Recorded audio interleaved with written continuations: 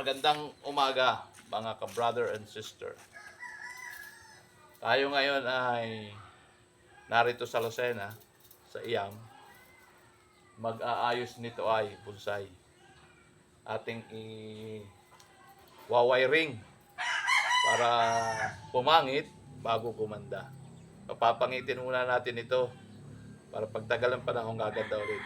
Kaya ito ang gamit kong wire pantali ng bakal para mura. Mahal kasi yung tanso. Ay, ito na lang. Maganda yung tanso pero mahal yun eh.